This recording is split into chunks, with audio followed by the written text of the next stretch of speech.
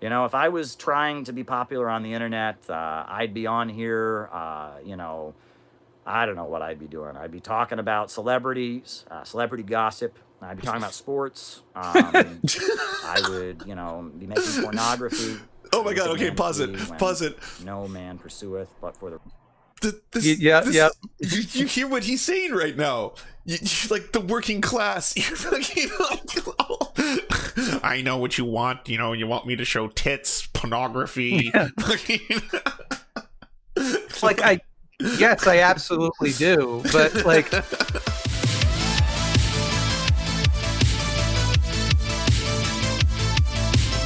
shall we start?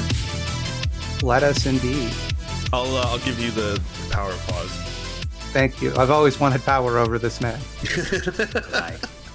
Good to see you. Welcome, welcome, welcome, welcome. Folks, if So you this haven't is just his already look, huh? done so, Oh yes, now is the time to hit the like button, to hit the subscribe button. I've been getting messages love from his people cadence. about being mysteriously unsubscribed by YouTube. We know their algorithms do that, so make sure that you're subscribed. Make sure that you hit the notifications he's bell always so you can condescending. find out about all these How conversations. is someone these important always conversations condescending? that we're having. He's asking people to sure- subscribe to him. He's like, he's asking you to do him a favor, and still I feel like I'm being condescended to. It's like a lecture, yeah. I know, he's actually begging, but at the same time, I feel like being talked down to. I got a message that I must know more about. Ali Menthal says he went on a tirade against me re 9/11, and What? I have to know what that's about. Can I ask for a link? Be like, link it, and we will definitely watch that. Another message. I messaged Maupin on Twitter to ask him to say trans women are women, and he typed for 20 minutes and never sent a message. Which I don't even care if that's true. That's just funny.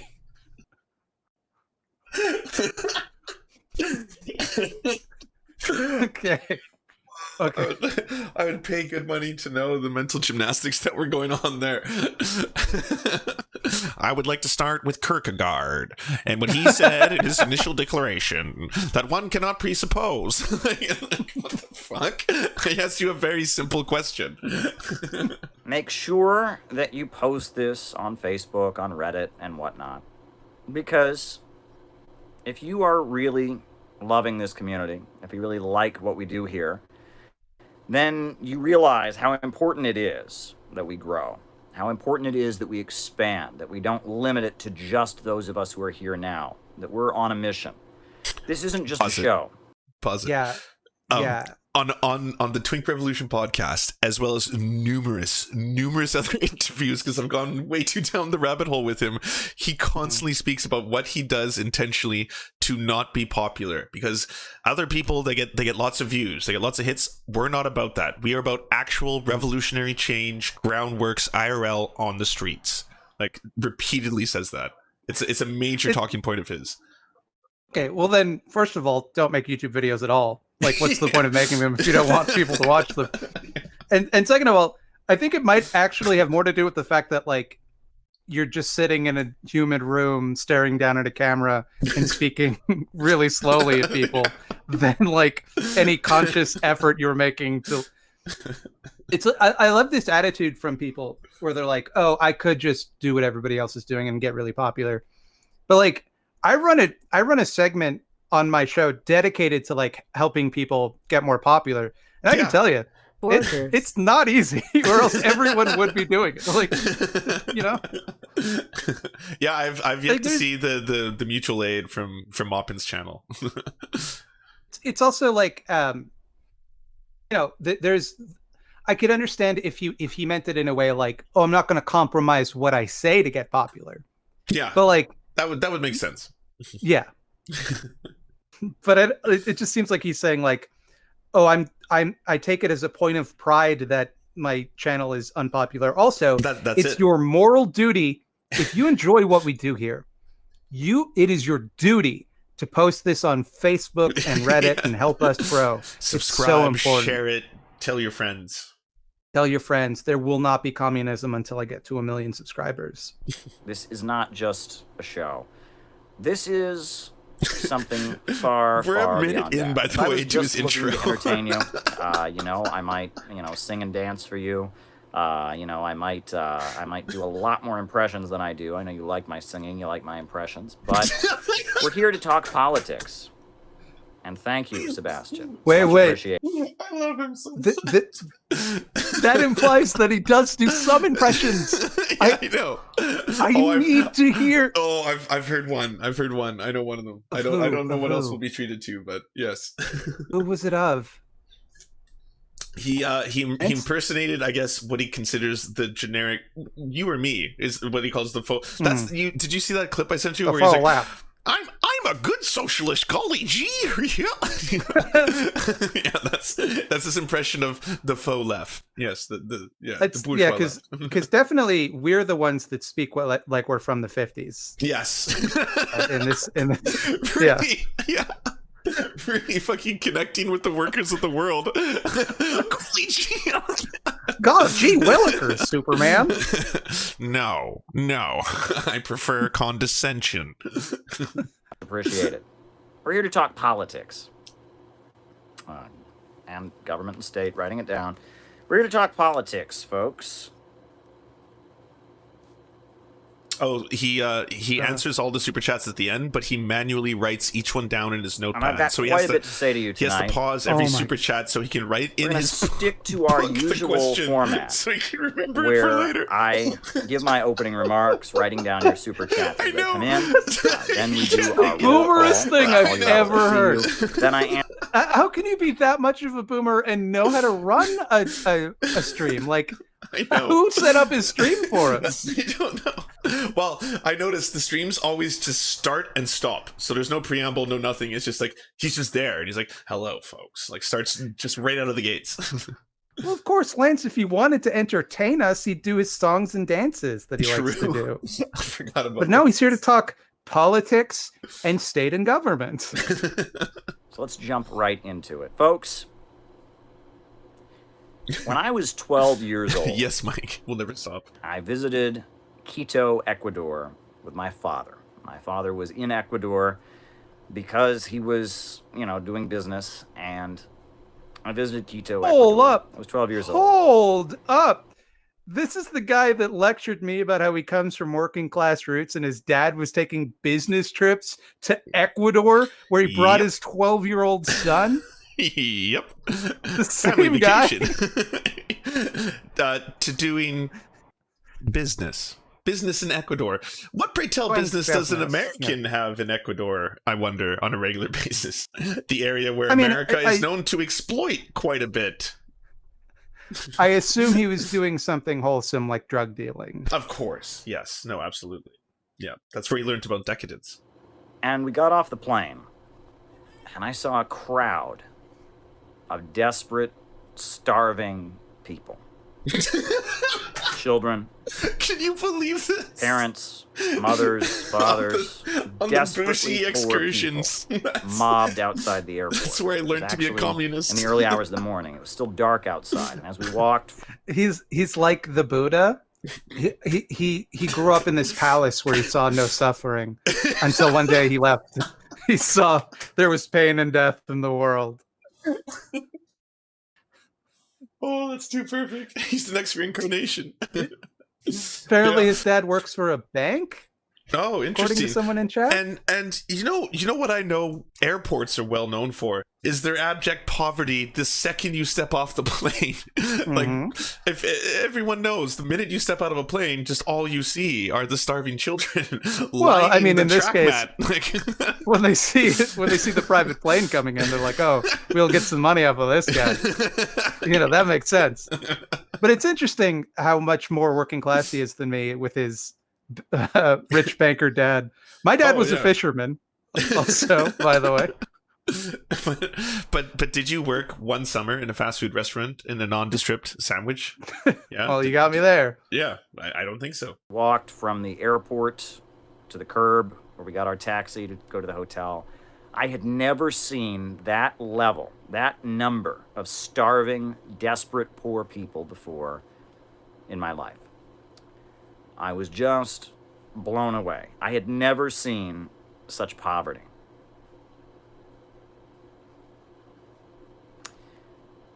think it was a few months later, might have been a few months before. It's all kind of a blur to me.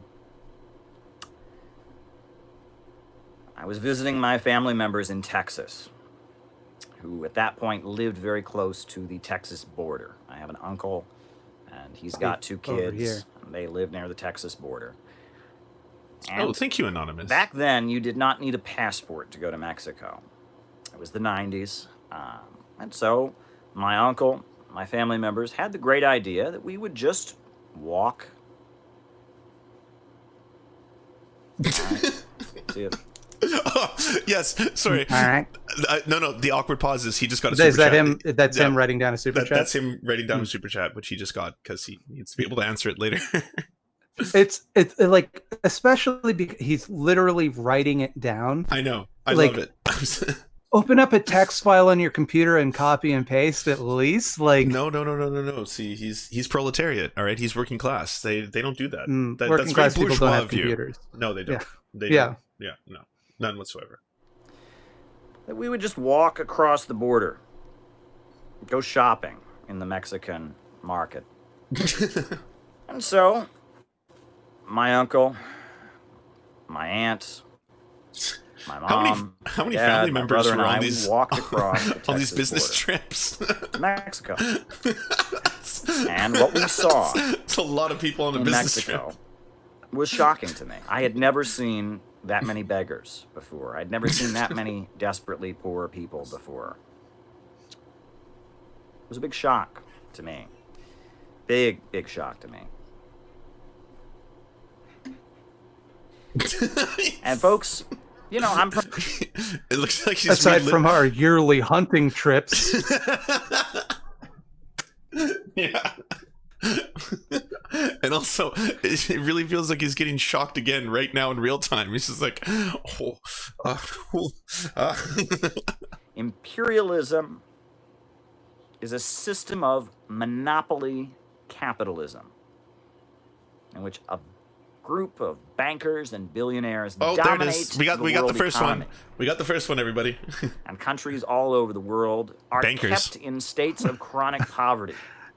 I guess he doesn't know how to do the echoes, or No. he'd be doing that. Yeah. Yeah. Capitalism involves capitalist bosses exploiting their workers to make profits. But imperialism involves international bankers exploiting entire nations in order to make super profits. Super profits. Whoa. Now, tell me, those of you that have read more Marx than I have, is that a Marxian term? It is, super yes. profits? It is, yeah. Is it actually? Yeah, no, it comes from the super bankers. They make the super profits. bankers, right? Yes. Yeah. Right. Yeah. That's where they come from. That's what imperialism is. Imperialism is the domination of the world by financial cartels based in Western countries. The carving up of the developing world into spheres of influence. Why was it in 1999, when my 12-year-old self visited Ecuador, that I saw so many desperately poor, starving people? Why was it? Why did I see that many people? Well, Ecuador had just been forced by the IMF, the International Monetary Fund, to give up their own currency.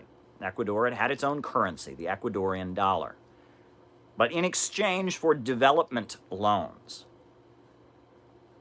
This is true. And like Loans, a lot of things governments with Caleb keep is like paying the budget. that's the thing. He does oftentimes hit on a lot of things that you're like, that is accurate. But then it'll pivot. And then I'll be like, the people you're targeting sometimes, he kind of goes all over the place. I seem like the world, his worldview seems to hit on this kind of more like globalist ideology. And usually it focuses again on banks. And I'm not saying there's not a lot wrong with the IMF, especially the way they exploit other countries, for example. But the idea that it's like, it's the bankers, it's the Wall Street, and it's the international, conglomerate, usually skirts over the energy sector, which is really weird because they're the richest. Like if there's any one industry that like is rich as shit. It's energy. And if there's one industry that is destroying the planet, again, it's the energy industries. Like between the major corporations all over the world, or what is this Malthusian shit you're talking, Lance? How are they just? No. You need to read Theories of Surplus Value. Yes, I forgot. No, I forgot, of course. And that's why, population, food production, ergo vis-a-vis Malthusianism, right? Yeah. But like, you're right. Like this, everything he's saying is true. Mm-hmm. But the tone that he says it with is like he's chastising the audience for Borgar Kang. where he, as though the international bankers are watching the stream. True. And he's like, just so you know, this is your fault. Mm-hmm. And it's like he's getting this like this anger and worked up, like, you went on a fucking vacation, dog. Like yeah. Yeah, there are people whose lives are like actually affected by this. They're the ones that should get angry. Yeah, no, absolutely. Yeah, it's weird flexing the family vacation as this was your like awakening to something else. And again, you are pointing out the fact that yes, there is one of the biggest problems with neoliberalism is that it does exploit third world countries and does keep them in poverty. Most likely, what your dad, a banker, was doing at the time of his business, literally an international banker. Yeah. I imagine he was exploiting them.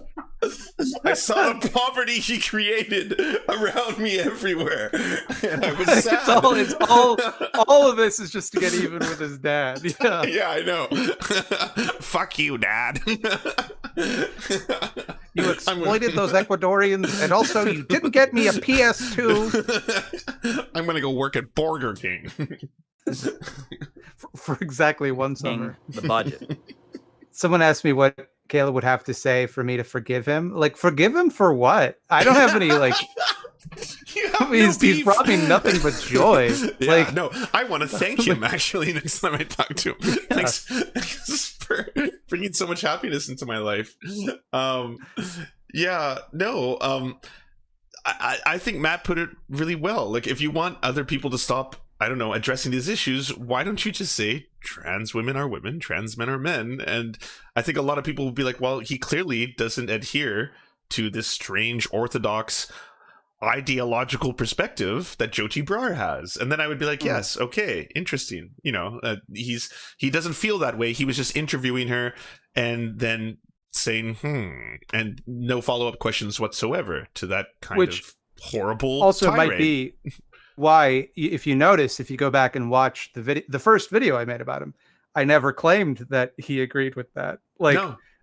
The sole thing I said about him is that he's an Nazbol, which he is, which is Nazbol ghoul, I believe. Yeah. Yes. Yeah.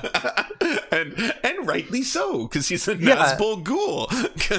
He's demonstrably a Nazbol and demonstrably a corpse that eats the flesh of the living. Like, where's the argument there? Like, I see nothing wrong with that statement. I don't think you would even get liable for that statement, because I would be like, no, like I can definitely prove in a court of law that again he's a Nazbol, because here's him speaking at the Nazbol conference with the lead organizer of Nazbol right there. That's he's sitting beside Alexander Dugin right there. So I don't know what else you want. Like, I hate pulling Godwin's law, but if I was sitting next to Hitler and giving a speech about international bankers, you might be like, well, I think Lance is a Nazi. He's sitting next to Hitler. Well, and it's also like if someone came up to me and said like, "Hey, Matt, we need to smash capitalism. Also, the Jews did it."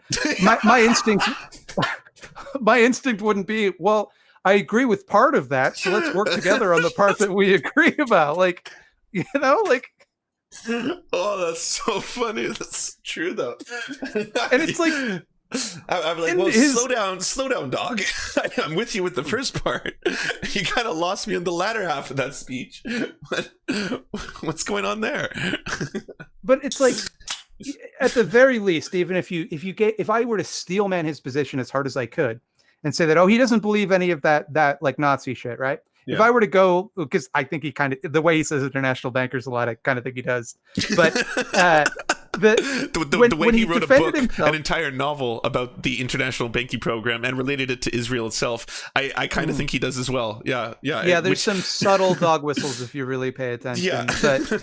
But in his example of like how he gets caught up with like controversial figures, the one that he chose to own me with was Louis Farrakhan, who's like, because I like in your stream when you went through like the ACLU or who was it, the anti-defamation leagues, like raging anti-Semites in history. Like one of the most noted active anti-Semites, Holocaust deniers. Which you didn't invoke, by the way. You didn't even bring that up. It's not like, by the way, that shit he thinks about Farrakhan is pretty out there. He said Farrakhan has said some stuff about Jewish people that I disagree with, which is like the lightest possible condemnation, you know? It's like something like Alex Jones says some things that are a little out there, you know? There's a comment or two I find a little spurious. Yeah. But that's just me. At the same time, he said some great things about fucking Gaddafi. Gaddafi, my hero, Gaddafi. That's, oh man, just when it all hits you at once, it's such a spectacle. That was such an outrageous, that's gotta be the most batshit response video I've ever seen. Like, by such a huge bar. Too. Yeah. He's like, this will shut him up. He just kept ramping it up.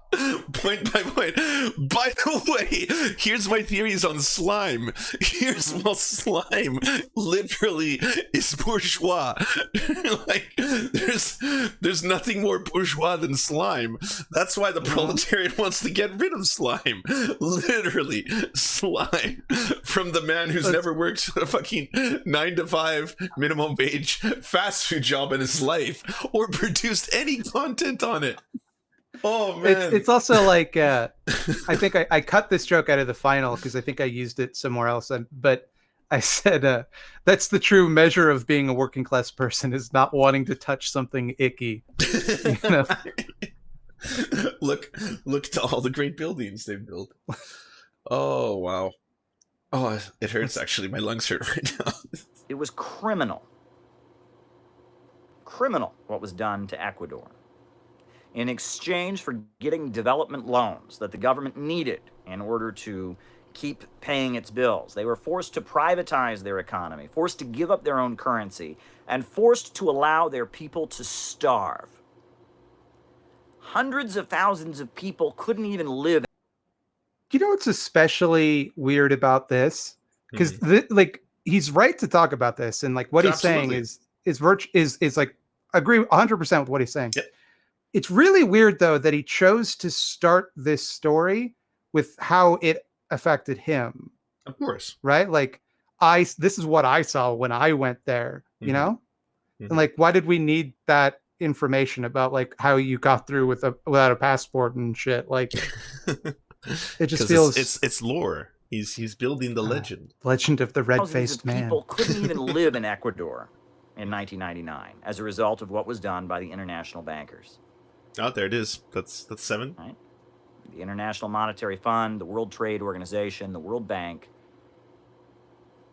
looted Ecuador and drastically reduced people to huge amounts of poverty. How many people died as a result of these policies? How many people died? There's no death toll. You know, it's interesting. If such an economic calamity had happened in the Soviet Union, they would give you a number. They would say Stalin killed many people in 1999 in Ecuador. But because this is a crime of imperialism, there's no death count. There's no number. He's practicing to be an auctioneer. When you have hundreds of thousands of people, thank you, Unbuttered Toast. I appreciate your compliments. When you have hundreds of thousands of people fleeing their homes, fleeing the country because they cannot survive, when you have thousands and thousands more fleeing into the urban south. I'm sorry, but like people say nice things about you in chat sometimes when you're streaming. If I was in the middle of a rant about like the incalculable death toll of the economic policies of the IMF, I wouldn't be like, thank you. Thank you for saying that. You know? This is the numbers were pretty kicked off their outrageous. land. When you have children begging on the street for money, when you have a level of extreme poverty like that, when people are devastated, there's a death toll. There's a body count. There is a body count for activities like that. Why was it that I saw so many starving people when I crossed the Texas-Mexico border with my parents and with my uncle? Why did I see so many poor, hungry people when I crossed it? Well, Mexico had recently, because of the Bill Clinton administration, signed on to something called the North American Free Trade Agreement, NAFTA. And the same thing that happened to Ecuador was happening to Mexico. Mexican farmers suddenly had to compete with American agribusiness. And American agribusiness dropped its prices, put thousands and thousands of Mexican farmers out of business. They lost their farms, they lost their homes, they fled into the cities, and they piled up on the Mexican border trying to get into the United States. And this happened all over the Mexican countryside. Same situation. Same situation. The North American Free Trade Agreement, NAFTA, prevented Mexico from protecting its farmers, basically enabled American agribusiness. Yeah, the people asking in chat, he is correct. Like me and Matt were saying, he hits on a lot of the right notes, and then he always wraps it back to the international bankers are the reason that this is. And that's why Matt made the joke where it's like if someone came up to you and told you something factual, like, hey, we should probably try and abolish capitalism, you'd be like, that's cool. But if they followed it up with, and also it's because of the Jews, you might be like, well, what? What? Why the second one? also, I know I'll get accused of Malthusianism for this because I don't believe in overpopulation, but he puts a pregnant pause at the end of every single sentence. Mm-hmm. And if all of those pregnant pauses gave birth to babies, that would cause overpopulation. Because it's like, it's like every single thing he says, he gives room for it to sink in. Like it's like all of these people without jobs. How many people lost their jobs? You know, it's like, okay, dude, I get it. It's stop. Yeah. Stop telling me about your rich childhood vacations where you had a feeling. Like if you took that filter in Audacity that like removes silence, you would condense this stream down to like 20 minutes. Yeah. And there would be a lot more international bankers in succession. Yes. You'd also use the filter that you get some use out of the echo button in Audacity as well. Yeah. Basically enabled American agribusiness, American big giant corporations like Kraft Foods, for example, to destroy the Mexican agricultural sector and to force Mexico to start importing. Brought to you by Mondelez. People of Mexico have been growing food for thousands and thousands of years. Since before Christopher Columbus arrived, they've been growing their own food. They've been growing corn. They've been growing all kinds of things. Well, now Mexico is dependent on American food imports. The Mexican farming industry has been crushed. The people of the countryside of Mexico have lost their farms. And they've been forced into poverty. And of course, what do people do when they're facing all kinds of poverty? Well, you can't get a job in the above ground economy, you get a job in the underground economy. Drug cartels. And what happens to be flowing into Mexico from the United States nonstop? Weapons. Yeah. Like, yeah. Caleb, what's your point? Like, why is he telling? Like, is this going anywhere? Well, this whole thing is we're only 60 minutes into a 3-hour video. Why don't we take a times jump into a random other part? Okay. I'll leave that up to you. Okay, we're gonna skip to 45 minutes and see what he's talking about at this point. If he's still talking about okay. Also, our freeze frames are like our pauses have been on point. There's been a lot of good faces. Person that learned you can look things up. You could make the ultimate animated GIF. You can look things up.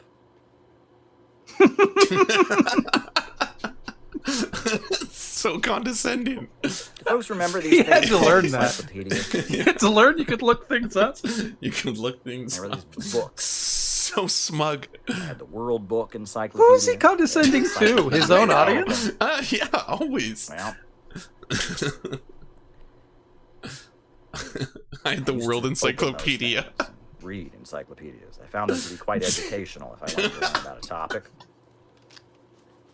Got interested in socialism. And I remember, at first, I believed what everyone was telling me. I believed, right? People said communism just failed everywhere it's ever been tried. Communism. Can you pause it? He keeps telling his life story like it's like the Matrix or something. Like he thinks it's so cool. And then, not one, but 2 encyclopedias. The knowledge that was unlocked from those tombs awakened something within me, deep within me. People today don't when they want to get information, they don't think to look stuff up anymore. No, that was novel. That's what I changed.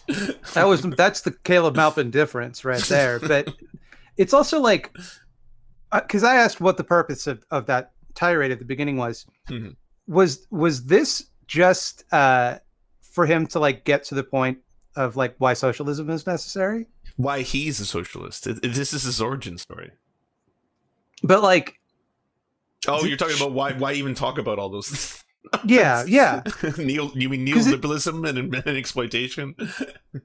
But like, you would think because that's like a very 101 point, right? Is that like, here's how international conglomerates and all of it, like here's how they screw over workers, and this is what socialism is, and here's what it means, and here's how it would benefit people. That's like the elevator pitch, right? Like, presumably you would, if the goal of your YouTube channel was to educate people about that would be like the first thing that you did. And I'm assuming this isn't like the day, because he has like people watching it. Unbuttered Toast is giving him compliments. He's writing down all these super chats. Like I'm assuming he's built up a following already. So this isn't the first thing he's done. Mm-hmm. Like, do you see what I'm saying? Like, do you see why this is strange to me?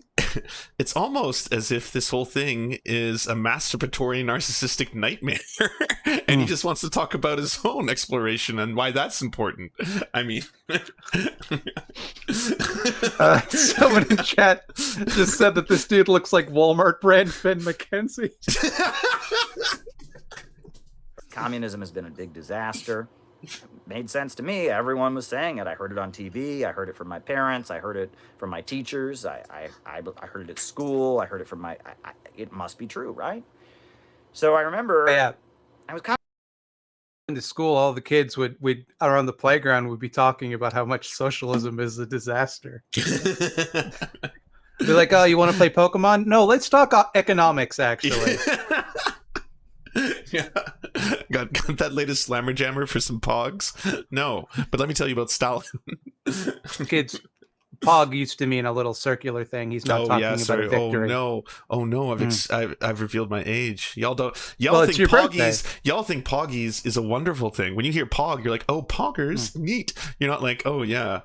See, I should have gone with Magic. Kids still play Magic. Could have gone with Pokemon. Kids still play Pokemon. Yeah, even though back then it was a card game, and we played it on a monochrome Game Boy, and Game Boy had a very small set of sounds it could make, and still it fucking slapped, and it was an awesome console, and the batteries lasted a long time, and unless one of your friends had the Game Gear, because the Game Gear had the color graphics, but it drained those batteries. Boy howdy, did it drain the batteries. Well, unless you were a cool kid like me, who had a Game Gear and a power adapter so that you could plug it into the wall. So heavy. Well, I'm not holding it. I'm plugging it into the wall. Oh, I thought you were talking. Okay, this is we're derailing on a nerd tangent here. I thought you were talking about the Game Gear battery pack, which was like an accessory that had battery like cubes that would shove into the bottom of the Game Gear and make it legitimately dangerous for children to carry around. Like it could kill a cat if you dropped it on it. Like it was not a good accessory. No, I had shit like that for a Game Boy. I had like the magnification screen. Oh yeah, I remember that. Yeah. Anyway, all of this is going to get clipped by Caleb so that he can talk about our commodity fetishes. Oh, that's true. I forgot about that. I'm gonna have to delete the VOD. Make sure no one knows about any of this. Remember my mother telling me that communism was a lot like Christianity, and that the early Christian church had kind of practiced some form of communism. I thought that was interesting. So I remember thinking, well, I want to learn about communism, but I want to learn about a kind of communism that maybe there's some kind of communism that would be different than these evil socialist communist regimes around the world. So I remember I went to the library and I got myself a copy of a book called The Revolution Betrayed by Leon Trotsky. Right? The name, The Revolution Betrayed. Oh my God. So anti-Stalin, so anti-Soviet. I thought, well, maybe I'll read this, and this will explain why the Soviet communism wasn't like pure communism, and how maybe there's another way we could do communism and it'll work. Made sense, right? So I opened The Revolution Betrayed by Leon Trotsky.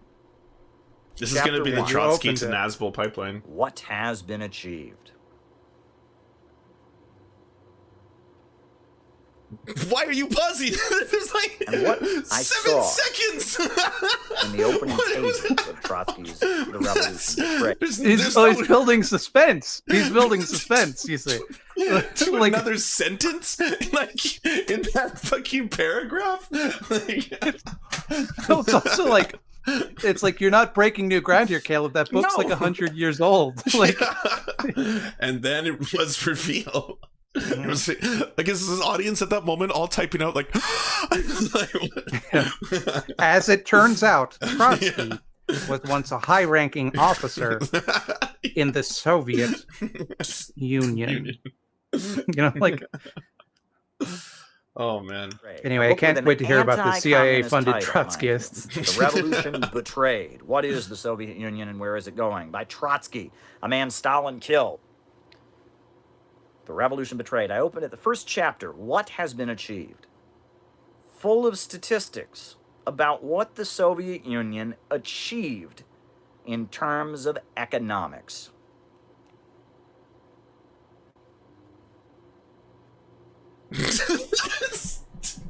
Go on. We need to have a timer. I wonder if he ever breaks 10 full seconds. If he ever cracks 10 seconds of dramatic pause. Like, just...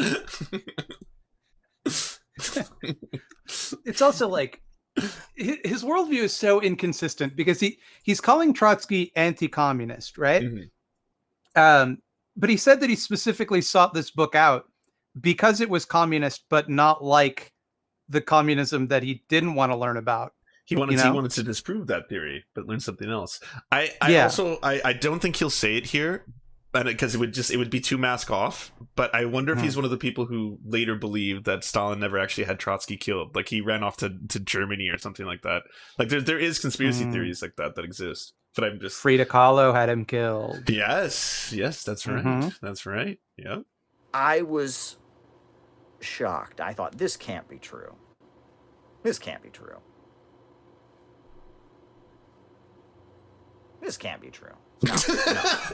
This can't be true. This must be propaganda. Everyone I've ever met has told me that communism everywhere only leads to people starving and being miserable. This clearly, this can't be true. I thought Trotsky was anti-Stalin, but maybe I misread the history books. Clearly, this can't be true. The Soviet Union can't have produced all these tractors. It can't have produced all this steel. Everyone knows that communism doesn't work. Communism has failed everywhere. This can't be true. I simply don't believe it. There's that many tractors? You're blowing my fucking mind. Yeah. Did you tell? No.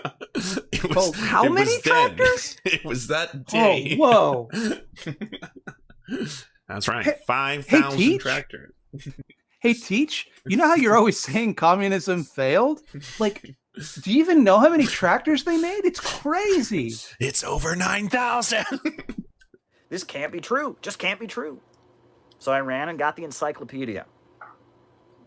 Went to the section on the Soviet Union. Went to the section of the article on the Soviet Union called Soviet Economy. And yes, there were many, many, many, many paragraphs. Writing it down. He's such a cartoon Many paragraphs about famines and such, but it confirmed exactly what Trotsky had said to me, or read to me, written so I could read. Okay, so let's just. I'm sorry. You just paused in the middle of a great delusion of grandeur. By the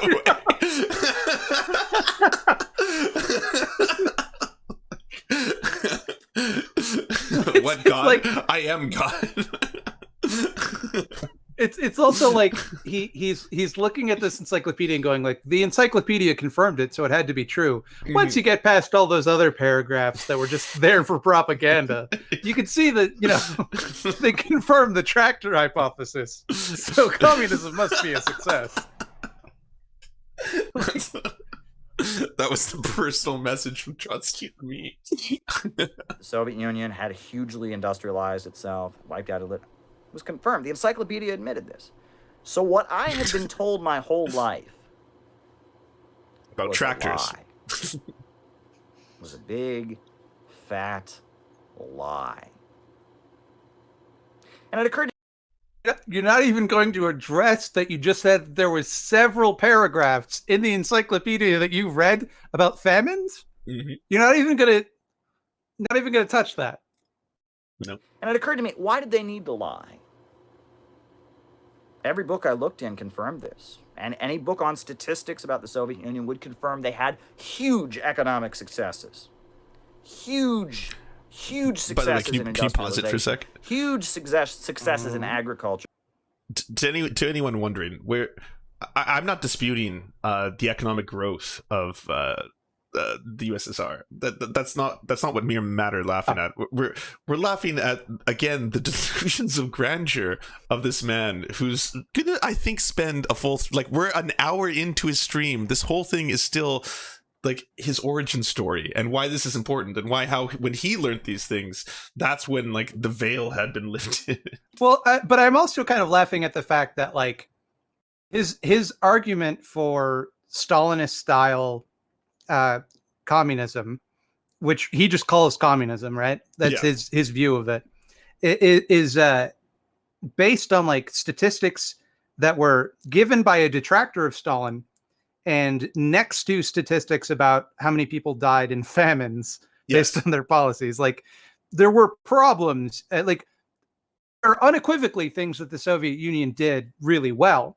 Oh, and absolutely. It made like huge gains. Like it industrialized. It took Russia from a rural agrarian society to the second largest industrial society like in the world at that point, you know. But like at enormous human cost. At enormous human cost, yes. But like I'm strong. I'm steel manning here, right? Like yes. I'm you know, there's a point that he's making in there that I agree with, but he has to like walk over so many things and ignore so many things that it seems cartoonish. And it's also like if he was just a little smarter, then he would know not to bring those things up.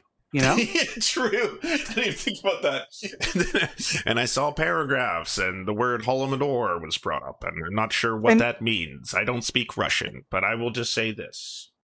And I'm sure he believes, like, I'm sure if you asked him, either he believes those famines were unavoidable, or they were, you know, greatly exaggerated, or, you know, whatever.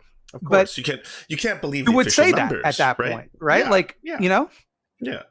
There's no way to know. Huge successes in technology. The first people in outer space. They invented LED lights. They invented mobile phones. I thought, how can this be true? Why did they lie like this? Why didn't they just say the Soviet Union violated human rights? Why didn't they just say the Soviet Union had problems? Why did they lie? Why did they lie? Who is they? Like this? Why did they lie? Yeah, But like, the only place you've ever checked for this information said all of this. So who's lying about it? Yeah, well, this is the thing I don't understand. Like, I get that I mean, maybe I don't think things are that dramatically different between the Canadian system and the American system, but I understand that there's an enormous idea of American exceptionalism, Western imperialism, Eurocentric view of history. That is all true. That's why most people on the left are for decolonizing, like, the educational curriculum. That's a movement that they're pushing for. But I at no point was ever taught that the only thing the USSR was known for was starvation. Like it was pretty well taught that they were a key figure in the Cold War, and they were butting heads with the other superpower of Earth. Like that was the way the narrative was pushed. They were the bad guys. That's definitely the way it was sold, but it was never sold that they were just like some abject starving squalor, and that was the major opposition to the United States. Like that also wasn't the official narrative told by anyone, or at least learned by anyone.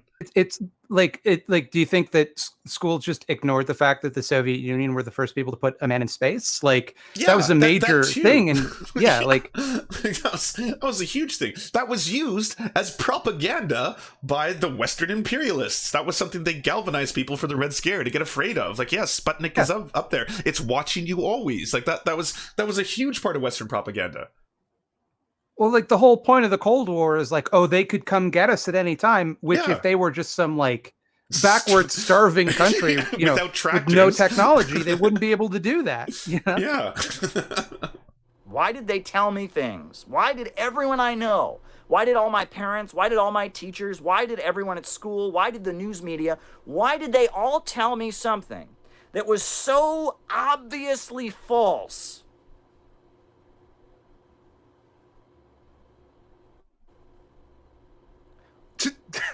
Oh, he's going for 10. That had to have been 10. That he had to have cracked it there. And that started me down a rabbit hole of investigation and study and trying to figure out what was going on. And you know what? There's a reason. There's a reason that they tell you that socialism never achieved anything. And that's because they want to keep you under capitalism is the reason, Caleb. That's why they tell people that. It's not a mystery. This isn't going to baffle you. They're not going to be like, what is it? What are they doing?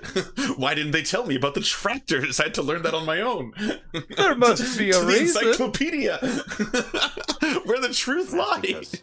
All right, let's do another jump in time. Okay. All right. I want to see if, let's say, at the midway point, so the hour and a half point, what's your over under on what he's going to talk about by this point? Do you think he'll still be telling his own tale, or will he have moved on to something else? I'm going to say that he's going to move on to like left comms or something. Okay. And like detractors of Soviet style communism. That would be my guess. How about you? What do you think? Well, anything I was going to say is now blinded by this comment, which says you'll land on a 10-second pause. which is probably a pretty safe bet. Here we go.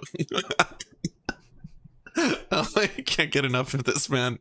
Socialists around like the world, anytime you pause it, to stand against the imperialist looting of Russia. Oh, wow, that was close to one. That's really close to one. Folks, I will never disavow people that are standing against imperialism. Still talking about himself. I'll disagree with them. Of course I disagree with them. An hour and a half, he's still talking about himself. Yeah, who would? I know. Categorically. No one is on the other side of this argument. I demand that you disavow people standing up to imperialism. Like, who would? Who would? Yeah, no one is on the other side of this issue. I'm a Marxist. Some of these forces are conservative. Some of these forces are right-wing. Some of these forces are left-wing. Some of these forces have different religious beliefs than mine. Some of these forces have said deeply problematic and bigoted things that I don't endorse. But I will never join the campaign to demonize anti-imperialist leaders. I have been to Iran, folks. I have been to Iran. I'll tell you, when I was in Iran, I was waiting to be interviewed on Iranian. Oh boy. Hey, Lance. Is he about to say that leftists have to support the leadership of Iran? I do believe. And I Okay. wonder which one he's going to pick, though. So that'll be neat. Is he gonna choose the religious orthodoxy, or is he gonna choose the prime minister? But let's stay tuned. And I was in the studio. And a guy came and brought me a nice cup of tea. They do that for you in Iran. They bring you tea. It's kind of part of the British tradition, right? Is they have tea, right? And so they bring you a cup of tea. So they brought me this nice cup of tea. How bad guy can they who be? brought me the cup of tea. He was himself. I really hope it's gonna be like they were nice to me, so the Ayatollah is good. Folks, no imperialist has ever brought me tea. Not one. Okay, have you ever been brought tea? He was actually a English speaker. So he said, "Mr. Maupin, here's a cup of tea for you." And we started talking. He wanted to chat me up, practice his English skills. He told me, I'm an airline pilot. That is not what chat me up Really? means, Caleb. That is not what that means. No. You just insinuated a thing I think you did not mean. No. I said, really? He said, yes, I'm an airline pilot. But because of the sanctions on Iran, we can't buy new airline engines. So we don't have enough airplanes. We need more airplanes. We can't import them. We can't import them because the U.S. imperialists have put sanctions on Iran and prevented us from buying airplane parts. So Caleb, I like you. You're a great guy, but I would rather not be serving tea to you in the waiting room of this Iranian TV station. I'd rather be flying an airplane. But instead of flying an airplane, I'm stuck serving tea to you and practicing my English skills because the American imperialists won't allow Iran. He's such a fucking trust fund baby. Oh my god! Like, do you hear this story? Like, on my journey to Iran, where I was being served tea by pilots. Yeah, pilots suffering under American imperialism. Which again is true. Which is true. Like that is true. There are embargoes to Iran that prevents like places like the airline industry from expanding. But why is this still about you? Like you can't stop being condescending. It's also like, while he's being waited on hand and foot, but the imperialists are out there. It's, while these pilots serve me tea. and he makes sure to mention that the pilot's like, Caleb, you're a great guy, and you're love one talking of the good to ones. You're a good imperialist. Not like the bad imperialists. And that stuck with me because many times when they would take me from one part of Iran to another part, I would get on an airplane. I was a little bit nervous to realize that Iranian airplanes often couldn't get the proper repairs. Right? Oh my god. I hear you. American airlines couldn't get the proper repairs. Why?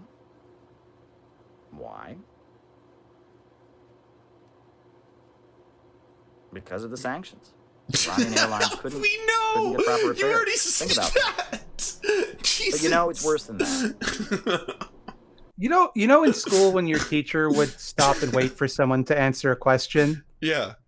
I think that's what he's doing. I think he's waiting for someone in chat to answer. I think that's got to be it. Why? Is anyone going to sound off? Why? Buttered toast, are you there? I'm going to try to tell this story without crying. Oh my god. When I was in Ecuador. Okay. I'm crying with laughter watching it. We had a lot of very good meetings. A lot of very good meetings with the Cuban delegation. There was one member of the Cuban delegation, teenage young man. He was in a wheelchair.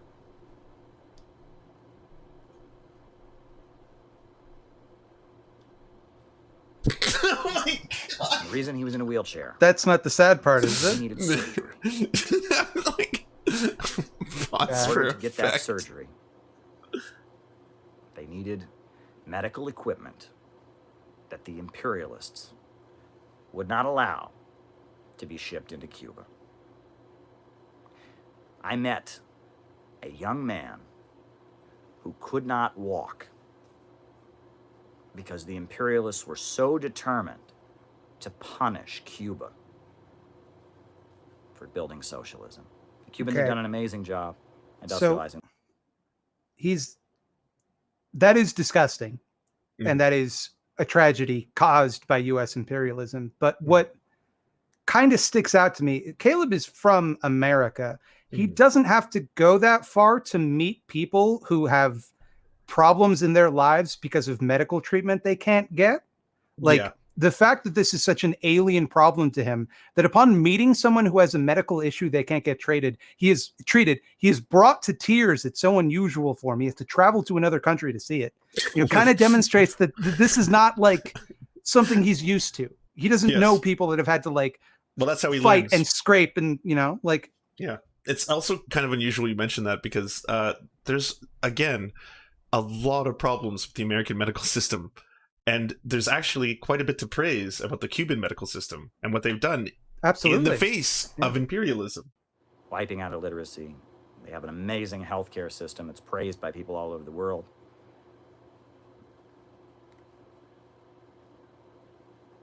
Oh my God.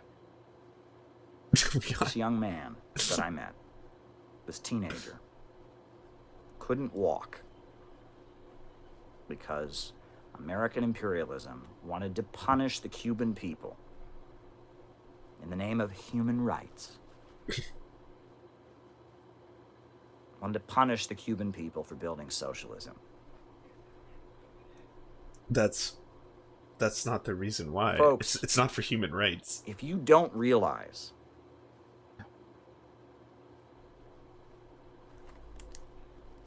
writing it down. Never stops getting old. Folks, if you don't realize it's like see here's why.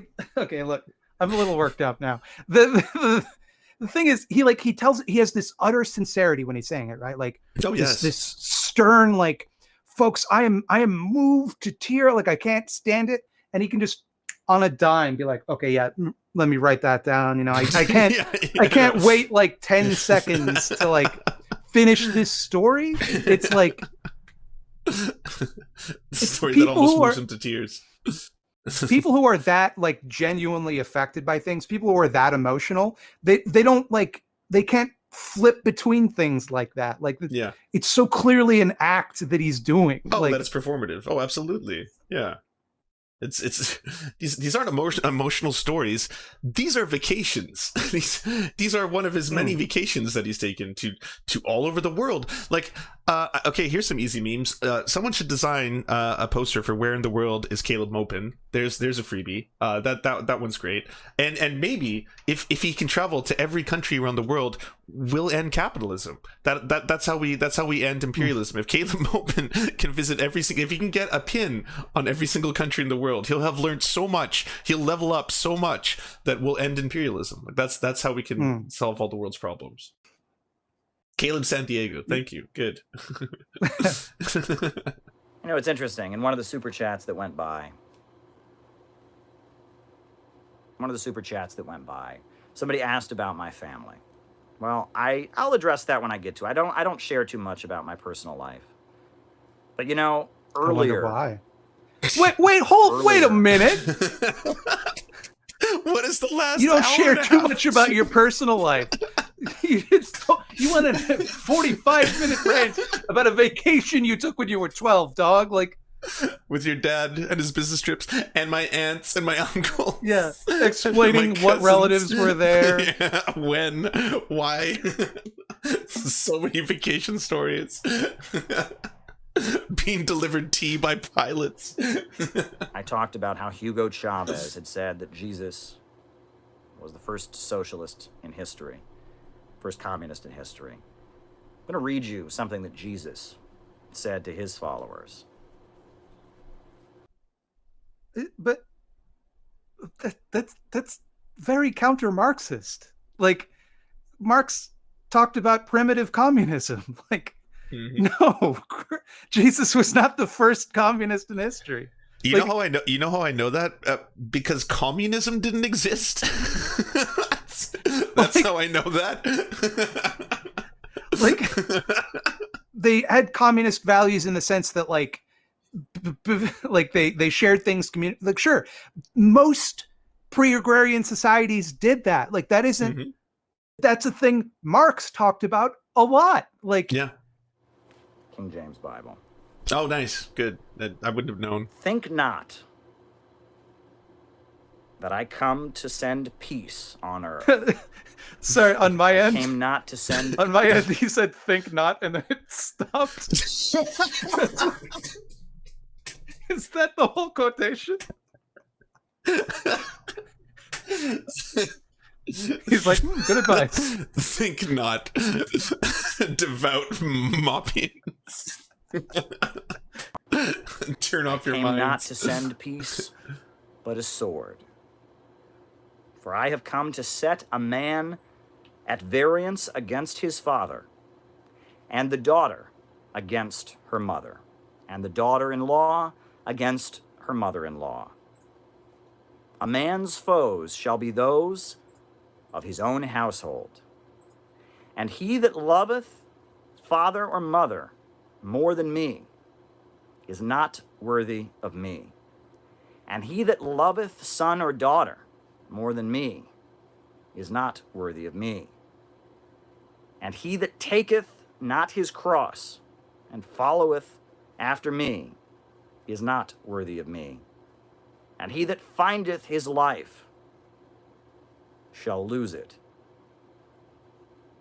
And he that loses his life for my sake shall find it. And that's the labor theory of value, everybody. That's There you go. Yeah. Folks, I feel like this is a great moment. And I saw the super chat go by. If someone wants to repeat it, it was about solidarity in Venezuela. I couldn't read it as fast, so if someone wants to repeat it, I'd like didn't have a chance to write it down in my journal. So please repeat it if you can. Lance, let me ask you a question. Yes. Do you think his point is going to be that that passage from the Bible was good or bad? Good. You think good? I think good. Okay. So I thought when he was bringing it up, because when he talked about how, like, you shouldn't love your children more than you love me, God, that would be bad. Like, that's an example of a bad thing. Yeah, you would assume. And he was, It I would sounds assume, it sounds like a jealous, righteous God, which is usually what I think of when I think of Yahweh. Like, Yahweh sounds usually pretty petty and jealous in most forms that he takes. yeah, it's one of his most relatable qualities. But I expected this to be about, like, how I believe he was talking about Chavez said this, but this is wrong because it's not materialistic, and, like, belief in God is idealism is what I expected. Mm-hmm. But he, I think he is going to go, like, that's like this. He's going to interpret that passage somehow to mean that communism is good. Yes, and I'm here for it. If I was in this to be popular, I would be saying and doing things very differently. Like I said, if this was a show, Okay. there'd be a lot more naked women here. Pause. Jeez. Remember when I told you? Remember that I told you in multiple interviews with Caleb and or other videos I've seen with him, he talks about how he doesn't do what he does to be popular, in direct contradiction of the start of the video where he tells everyone in order to make us that we need to become more popular. So please share these videos. It helps us a lot. Like. And also, what, naked women? What the fuck? To be honest, fair dues, actually, you would be popular if you did this exact same spiel with naked ladies, because it'd be even weirder. Listening to these crackpot theories, the pauses, like... You know, if I was trying to be popular on the internet, I'd be on here, you know, I don't know what I'd be doing. I'd be talking about celebrities, celebrity gossip. I'd be talking about sports. I would, you know, be making pornography. Oh my God! Okay, pause it. Pause it. No man pursueth, but for the. You hear what he's saying right now? You like the working class. You're fucking like, I know what you want. You know, you want me to show tits, pornography. Yeah. Like, yes, I absolutely do. But like, this idea that it's such a pompous idea that like, oh, anyone could just get super popular and super well liked on the internet. I simply choose not to because of my impeccable integrity. Yeah. You know, like. Well, also, he's of a higher calling. Like that's what this is all about. This is about how he actually. Like, first off, he was receiving direct messaging from Trotsky. Don't forget that, okay? Like the messaging was directly for him. But yeah, that's the whole point of Caleb, right? That's why he's not as popular as everyone else because he doesn't care because he's doing the real work, and all of you are just concerned with showing. Like Thought Slime, I can't tell you how many of your videos I've seen that are just filled with naked ladies dancing in the background while you play pornography and talk about hockey. Like that's the majority of your content. I think that's every single one of your videos that I've ever seen. And I mean, it works. I'm not hating the game. actually watched one of them, but I'm pretty sure that's what they're about. Yeah, no. If you had seen one, you'd know that they're filled with pornography and naked dancing ladies. No, I believe you. Yeah.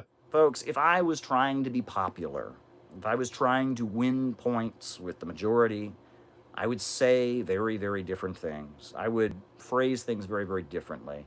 That's not the business I'm in. It's not the business I'm in.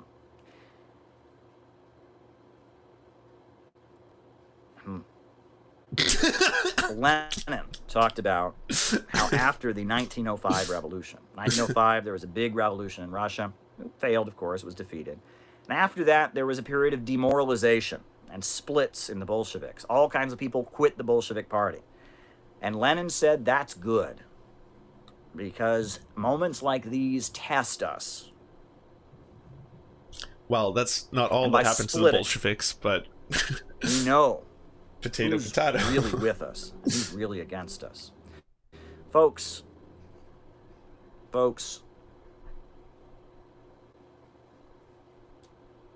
sometimes it's very easy to be a communist. Sometimes it's extremely easy to believe what we believe. Sometimes, you're surrounded by other communists. You're at a big gathering of other communists singing communist songs, cheering and applauding. Sure. So when is it ever difficult to believe something that you believe? Like, if something is easy to believe, you should believe it. Like, if something is difficult to believe, that means you don't think it's true, so you should believe it. Like, I've really been forcing these ideas down my mind. One day, communist songs, cheering and applauding. Sure, I'll talk about that. Oh. By the way, he never addressed the Bible quote. In times like that, it's easy. It was just moved on. That camaraderie. Dust in the wind. It was again. It was just a procession. That's all he was doing. He was speaking from on high. For your actions. Yeah, he's got like a memory like a sieve. Like he just can't stick to his subject. But folks, there are times where it's not so easy to be communist. Imagine the McCarthy period. Imagine the time after Hitler took power in Germany. Imagine.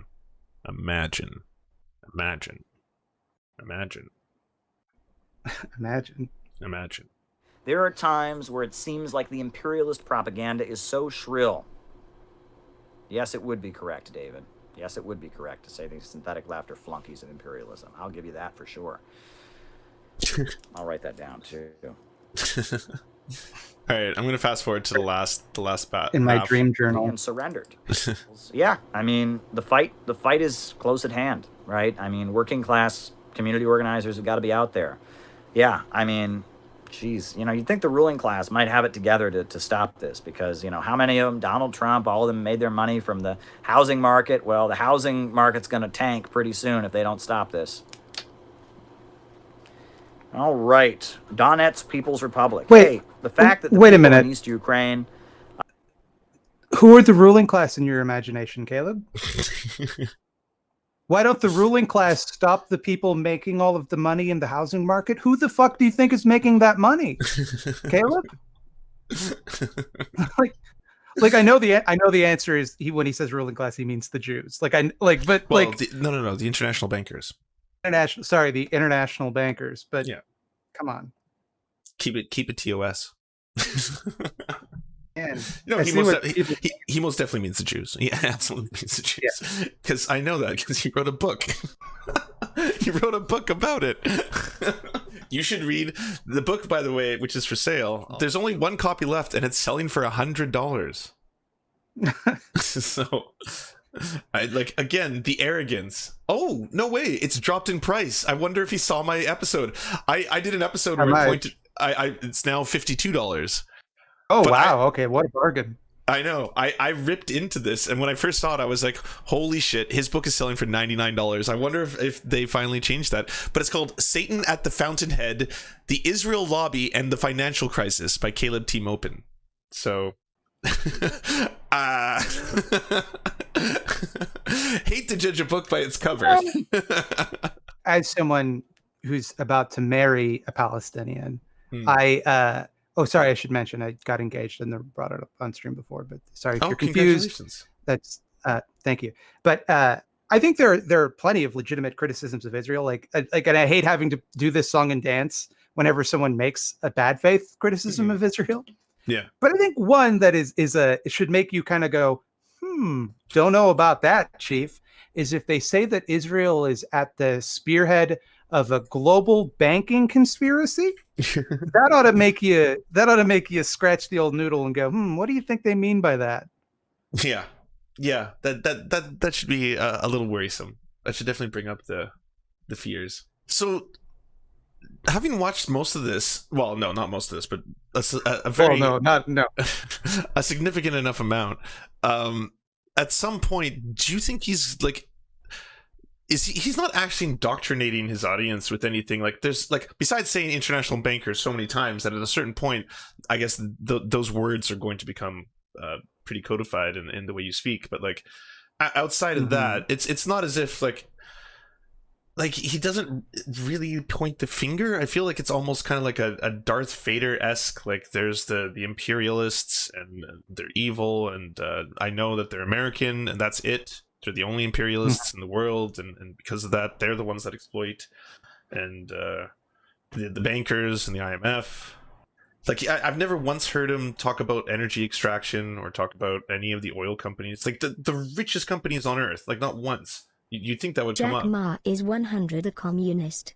Yeah, you would think, right? But in order to do that, he would have to criticize some countries that he thinks are anti-imperialist because they have bad relationships with the United States.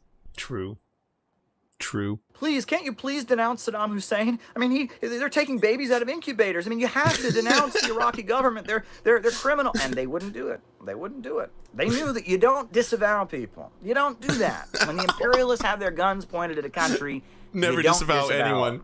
You don't act like what a great moment to come into. All right, I'm going to rewind that a little bit. You don't do that. Seems like he landed on some fire here. Are you here. Denying the genocide of Kuwaiti babies? You're just like Hitler. You're just like Nazis. Hold on. You wanted impressions. Here's an impression of his argument. I guess this is the faux left. Google the Narya testimony. Turned out to be a big fat lie. They weren't pulling babies out of incubators. It was a lie. It was staged. And I'm sure Vosh would think that if are you denying the genocide of Kuwaiti babies? You're just like Hitler. You're just like Nazis. That's how these people think. Right? Okay, so that's an impersonation of Vosh. Now, that's how he talks. Yeah, that is exactly famously how he talks. high-pitched voice. Yeah. That is definitely Vosh. That's his Vosh. We've heard his Vosh. Right?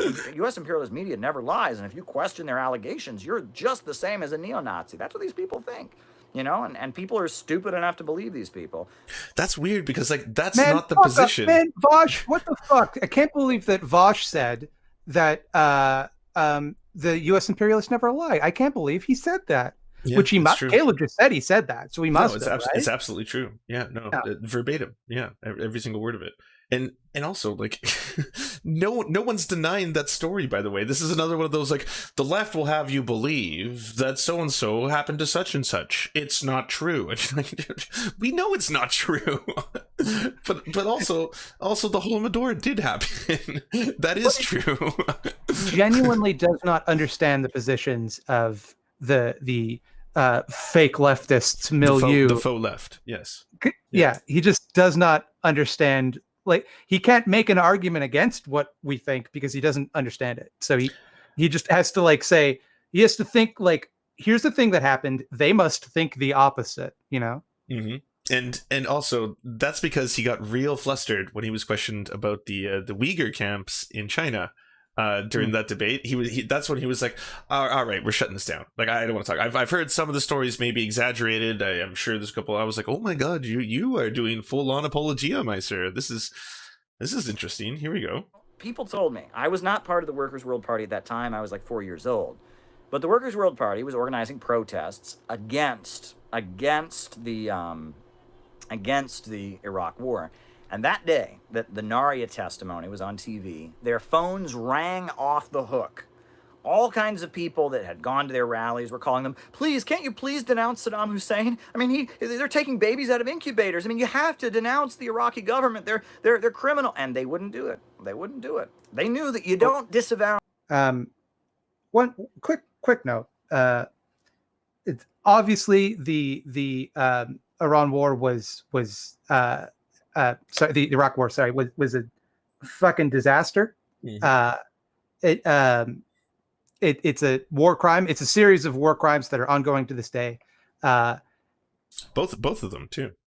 Saddam Hussein was a dictator, and he did have human rights abuses. You don't have to, like, defend him just because he got attacked by imperialists. Like, yes. And just because the one example you're using is actually true, right? He's pulling on this one example, which did turn out to be false.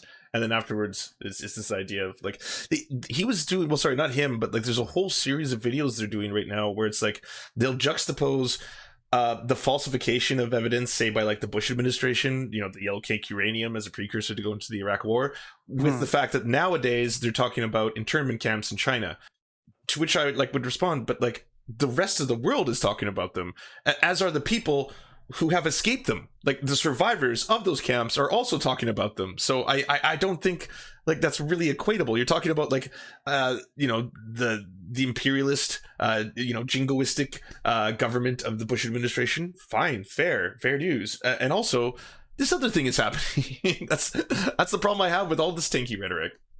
It's also fucking revisionist history as hell, because if you remember at the time, and if you truly were, like, at the time protesting the war, like, nobody believed that they had weapons of mass destruction. Yeah. Like, that was immediately understood.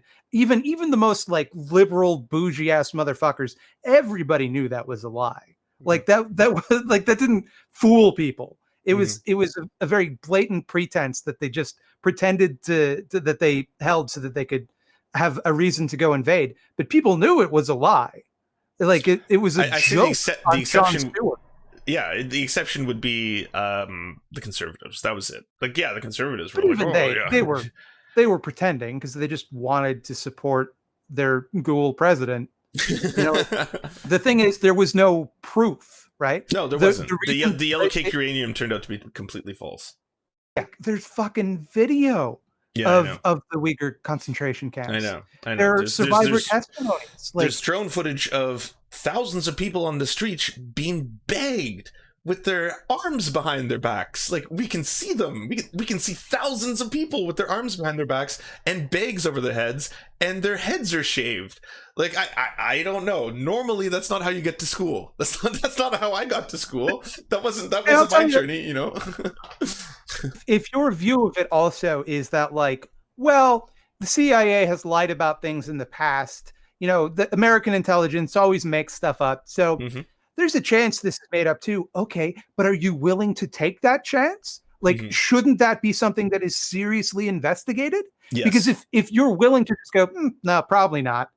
Probably not. Yeah. Like, it was a phenomenal disregard for the lives of people being interned. Yeah. Like, hundreds of thousands of people. And I don't know. It's like there's been reports that like some of the actions can be classified as a genocide by like, you know, the UN, things like that. Like it's not a light subject to be like, well, yeah, I don't know. We don't have all the facts yet, you know. When the imperialists have their guns pointed at a country, you don't disavow them. You don't act like a punk. You don't do that. Yes, yes. Right? Oh, we have a new Maupinism. I don't know. like there's neologisms. There's gonna be Maupisms because like that's definitely a new one. Yeah, punk. Yeah, punk. And it noted supporters of imperialism. Punks. Oh yes, punks. Yeah. Oh yes, absolutely. Yeah, no. He talks like a dad in the 1960s. Please, people, you don't act like a punk. You don't act You like don't a do punk. Fuck yeah. You don't do that. Certain So, people would say that his argument by here denying is minority- that you don't disavow someone when the imperialists have their guns pointed at them, right? Yep. Like that's what he said. Yes. So like, what about ISIS then? Like, the imperialists also went to war with ISIS. Like, You don't disavow. All right. Let me tell you about Gaddafi. Okay. But like, you don't need to pick a side in that fight. You know, it's like you don't have to look. You don't have to look there and go like, oh, which of these two forces do I agree with and give my unconditional support to? You know. Yeah. He seems to really have a problem with the idea that like. I'm so curious where his allegiances fall under somewhere like, I don't know, Rojava or Turkey or, you know, the Kurds. Like he's pro-Assad. He must be. He has to be. I was like, the fact that they're associated with the U.S. government, that they had the backing of the United States for so long, does he like absolve them? Is it like, well, it doesn't matter that they're a socialist government, that they're trying to form their own socialist nation state? That doesn't matter. What matters is the imperialism. He accused me of supporting genocide in Syria in his video about me. That's right. That's right. Which makes perfect sense. Yeah, like the Kurds aren't based at all. I assume in reference to Rojava. Like, yes. Yeah.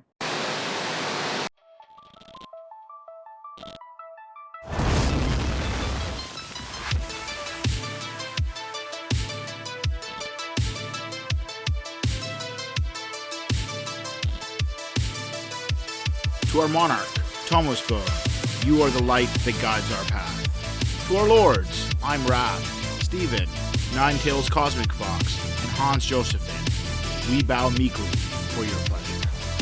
To our knights of the Round Table, Josh Mickelson, Dylan Byth, Alexander Thaler, Zach Christensen, Todd Buckingham, Todd Lajeunesse, Clement Schutzkopf, Skybear Games, Moss Beast, Political Puppy, Alan R., Andreas Chitoro, Good Poon Hates Cops, That's Solid Poon then, we salute you.